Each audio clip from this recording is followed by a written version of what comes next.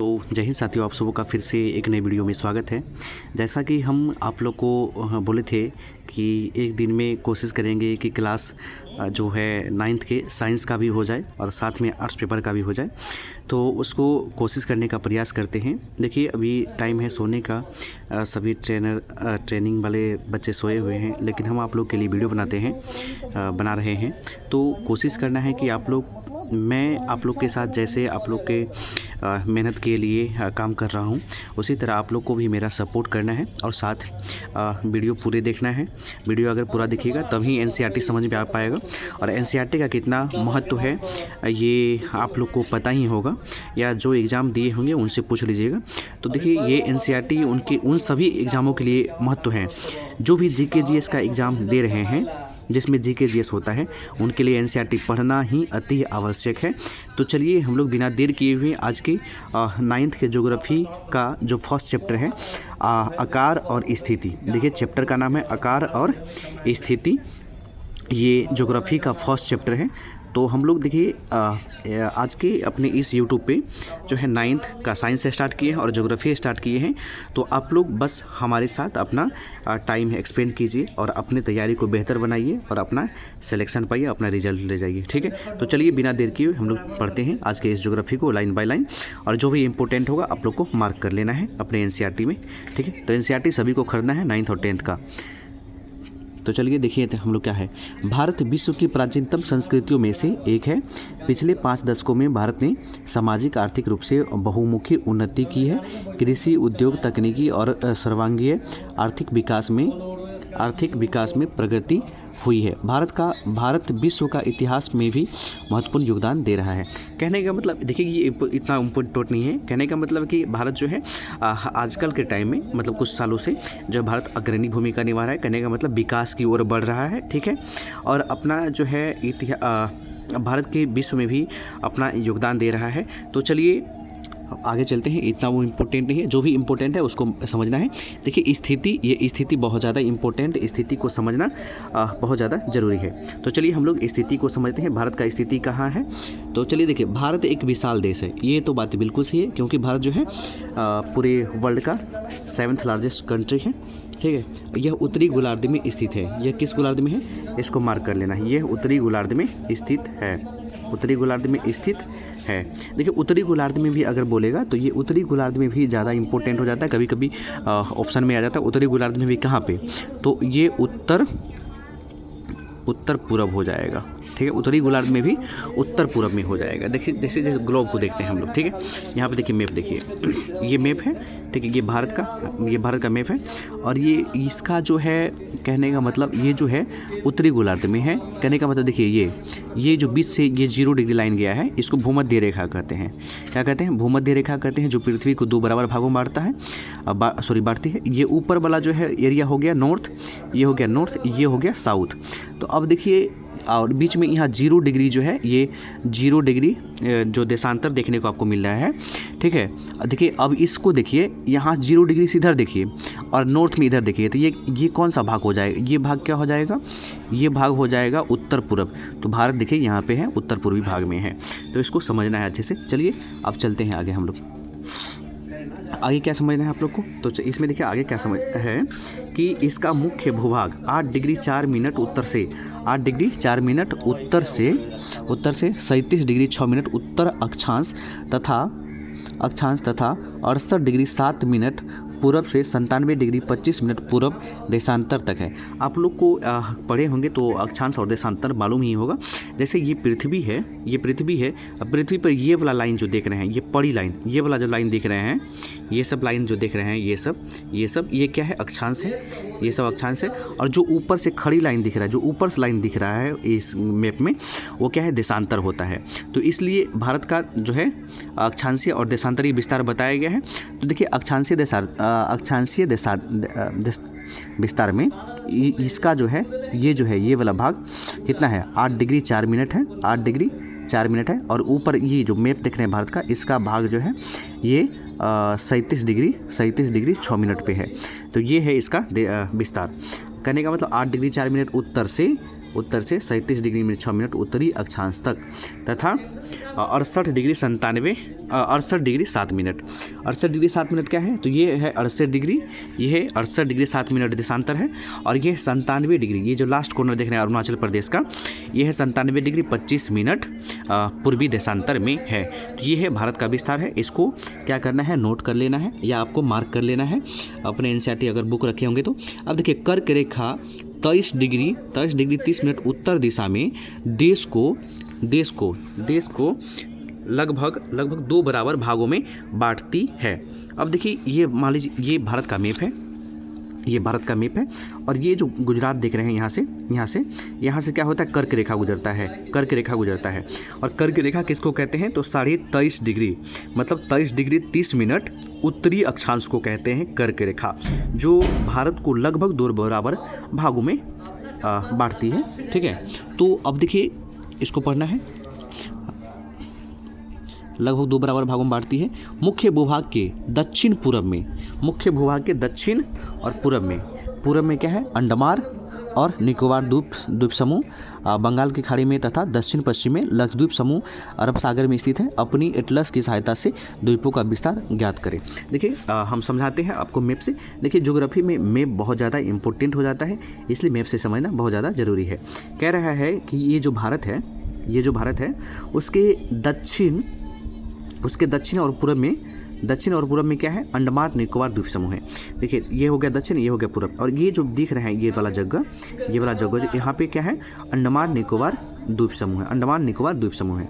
और इसके दक्षिण पश्चिम में ये हो गया पश्चिम, तो दक्षिण पश्चिम में क्या है, लक्षद्वीप। यहाँ पे लक्षद्वीप देखने को मिलता है, तो इसको अच्छे से याद रखना है। ठीक है, मैप से। अब देखिए ये जो पिंक पॉइंट में है इसको याद रखना है। कह रहा भारत संघ राज्य का सबसे दक्षिण बिंदु जो इंदिरा बिंदु कहा जाता है, भारतीय संघ राज्य का सबसे दक्षिणतम बिंदु जो इंदिरा बिंदु कहा जाता है था, सन 2004 में सुनामी के लहरों के कारण समुद्र में जलमग्न हो गया। देखिए क्या कहता है, भारत के मुख्य भूमि का दक्षिणतम, ये जो भारत है इसका दक्षिणतम बिंदु इंदिरा बिंदु या इंदिरा पॉइंट, ये क्या पे है, यहाँ पे रहता है, ये यहाँ पे अंडमान निकोबार द्वीप समूह में है। ठीक है, अंडमान निकोबार द्वीप समूह में है इंदिरा पॉइंट। और अगर कन्याकुमारी, यहाँ पे जो सटा हुआ है, यहाँ पे कन्याकुमारी, ये दक्षिणतम बिंदु हो गया। अगर बोलेगा, देखिए यहाँ पे समझना है, अगर बोलेगा भारत के दक्षिणतम बिंदु कौन सा है, तो इंदिरा पॉइंट हो जाएगा। और भारत के मुख्य भूमि से सटा हुआ दक्षिणतम बिंदु क्या हो जाएगा, तो कन्याकुमारी हो जाएगा, जिसका जो 8 डिग्री 4 मिनट पे है। और इंदिरा पॉइंट जो है 6 डिग्री 45 मिनट पे है, 6 डिग्री 45 मिनट उत्तरी अक्षांश पर है। तो इसका देशांतर भी अक्षांशीय विस्तार भी याद रखना है कि जो दक्षिणतम बिंदु है, भारत के दक्षिणतम बिंदु इंदिरा पॉइंट 6 डिग्री 45 मिनट, और अगर मुख्य भूमि से सटा हुआ दक्षिणतम बिंदु बोले तो उसमें हो जाएगा 8 डिग्री 4 मिनट कन्याकुमारी हो जाएगा। तो ठीक है, आप लोग समझ गए होंगे इसको। चलिए आगे चलते हैं। अब है आकार। देखिए स्थिति को हम लोग समझ गए, स्थिति मतलब कहाँ पे बसा हुआ है वो हम लोग समझे।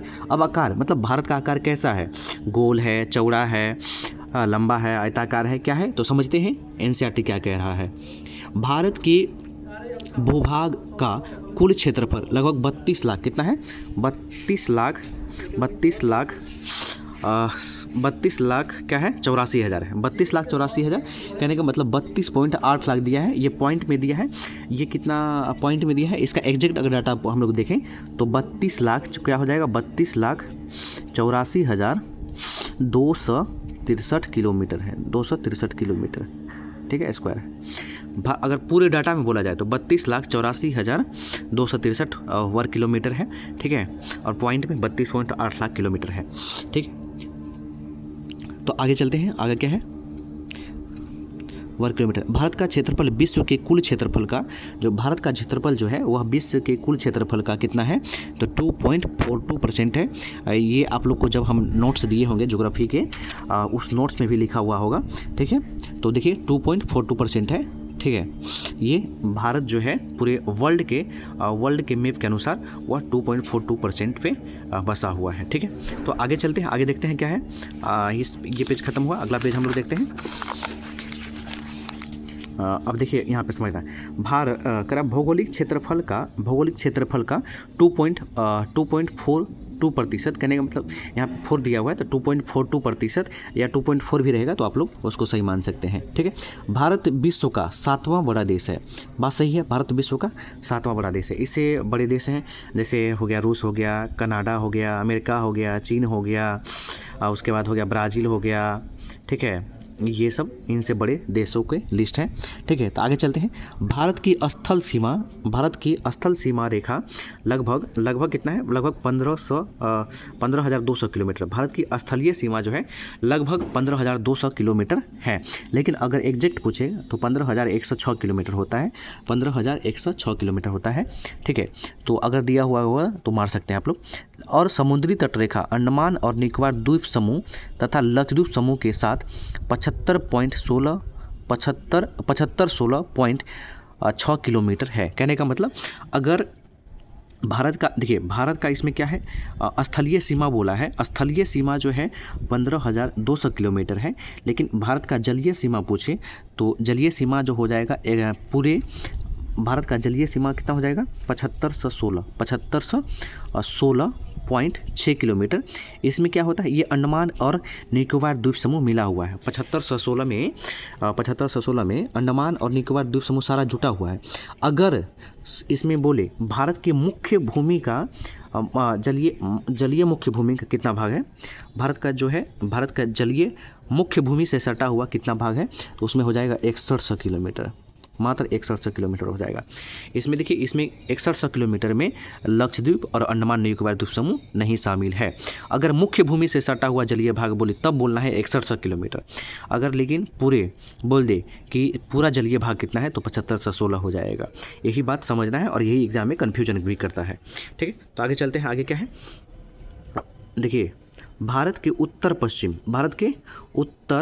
मतलब ऊपर वाला भाग। ठीक है, और पश्चिम मतलब क्या हो गया कि पाकिस्तान वाला साइड। ठीक है, तो भारत के उत्तर पश्चिम और उत्तर तथा उत्तर पूर्वी सीमा पर नवीनतम वलित पर्वत है। कहने का मतलब देखिए, ये हिमालय का बात कर रहा है कि जैसे पाकिस्तान वाला एरिया हो गया, इसको देखा जाए, और ऊपर में लद्दाख वाला एरिया देखा जाए, लद्दाख से लेकर अरुणाचल प्रदेश वाला ये जो एरिया आपको देखने को मिलता है जहाँ पे हिमालय पर्वत है, वो कह रहा है कि नवीन वलित पर्वत है। ठीक है, ये नवीनतम वलित पर्वत है। पूछ लेगा एग्जाम में कि हिमालय किस पर्वत का उदाहरण है, यहाँ पर हो जाएगा नवीनतम वलित पर्वत का उदाहरण हो जाएगा। एक होता है मुर्दार पर्वत, जिसका उदाहरण जो है आपको ये सतपुड़ा सब देखने को मिलेगा, अरावली देखने को मिलेगा, तो ये सब होता है।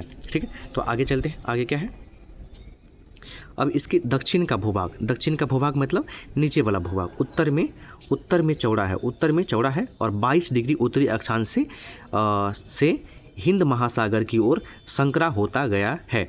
तो इसको देखिए, समझिए, मैप से हम लोग समझते हैं, इसको मैप से समझते हैं, अच्छा समझ में आएगा। जैसे ये देखिए भारत है, आप लोग को ये भारत दिख रहा होगा, ये क्या है, ये भारत है। और ये देखिए भारत का ये जो उत्तर वाला भाग है, यहाँ पे ये हिमालय देखने को मिलता है।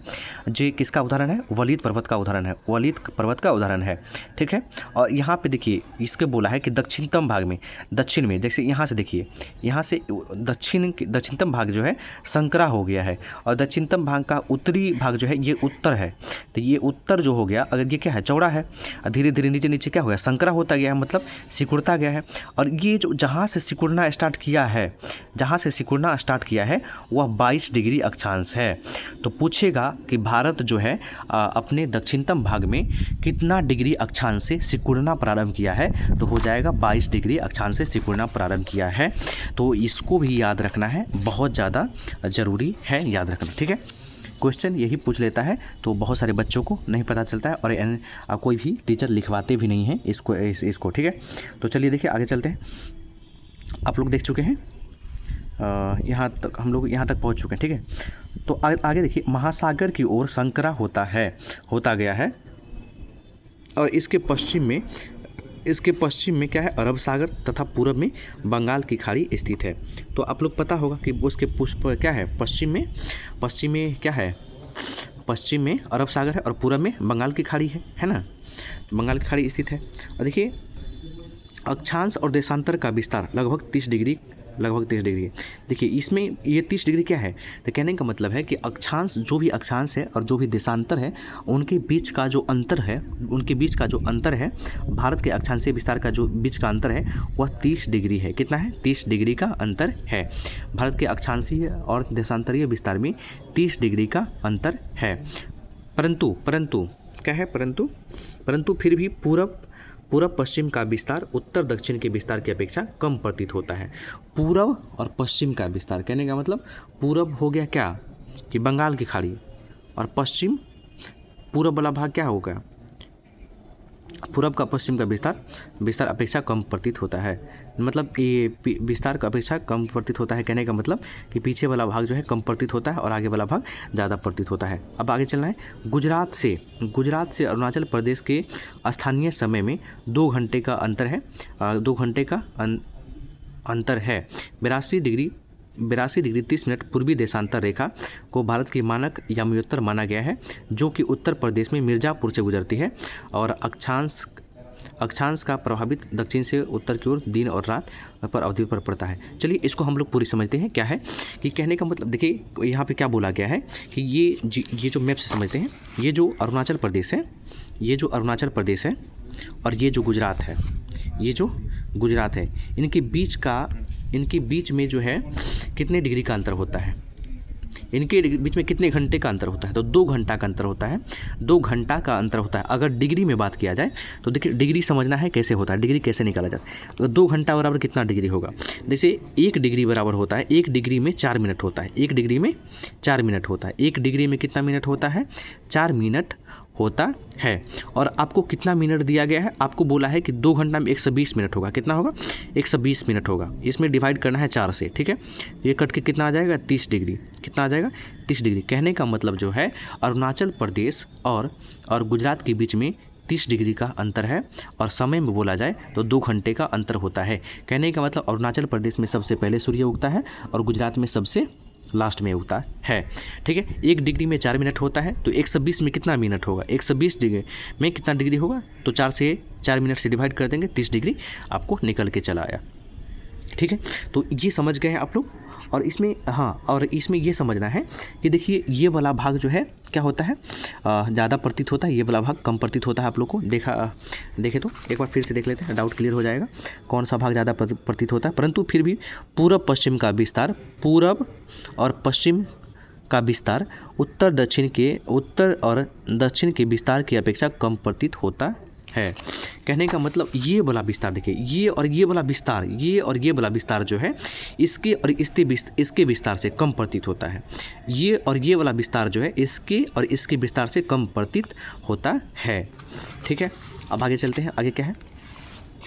देखिए हम ज्योग्राफी को मैप से समझाते चलते हैं। देखिए मैप से समझाना अच्छा रहेगा, आप लोग को रटना नहीं पड़ेगा, ठीक है। तो अब आगे देखिए 82 डिग्री 30 मिनट पूर्वी देशांतर। देखिए यहाँ पे क्या है कि गुजरात से अरुणाचल प्रदेश के स्थानीय समय में 2 घंटे का अंतर होता है। 82 डिग्री 30 मिनट पूर्वी देशांतर रेखा को भारत के मानक याम्योत्तर माना गया है, जो कि उत्तर प्रदेश में मिर्ज़ापुर से गुजरती है। इसको हाईलाइट करना है। देखिए यहाँ से लेकर ये पूरे इंपॉर्टेंट है, इसको इंपॉर्टेंट में रखना है पूरे का पूरे, ठीक है। अब यहाँ पे देखिए, यहाँ समझना है पूरे मैप से। यहाँ पे देखिए ये जो लाइन देख रहे हैं, ये डॉट, ये 82 डिग्री 30 मिनट है और इसको मानक याम्योत्तर बोला जाता है। ये कहाँ से गुजरा है? उत्तर प्रदेश के मिर्ज़ापुर से गुजरते हुए ये देखिए कितने राज्यों से होकर गुजरता है, ये भी इम्पोर्टेंट है, ठीक है। ये कितने राज्यों से होकर गुजरता है? तो 5 राज्यों से होकर गुजरता है। 5 राज्यों में कौन कौन आ जाएगा? जैसे ऊपर में आ जाएगा यूपी आ जाएगा, यूपी के बाद आ जाएगा यूपी, एमपी, छत्तीसगढ़,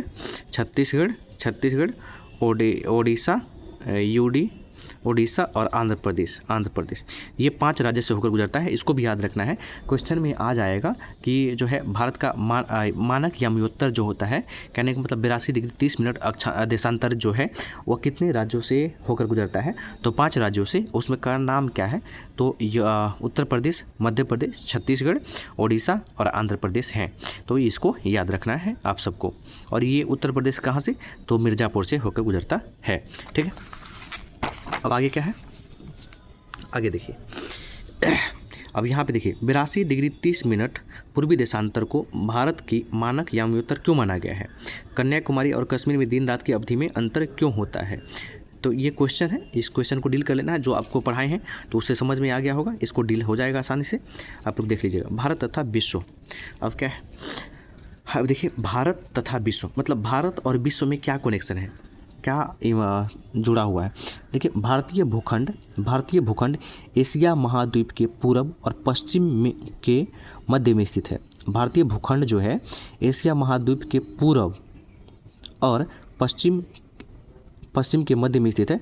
भारतीय भूभाग एशिया महाद्वीप का दक्षिणतम विस्तार है। कहने का मतलब भारत का जो भूभाग है वह एशिया जो है, एशिया महाद्वीप, उसका क्या है, दक्षिणी विस्तार है।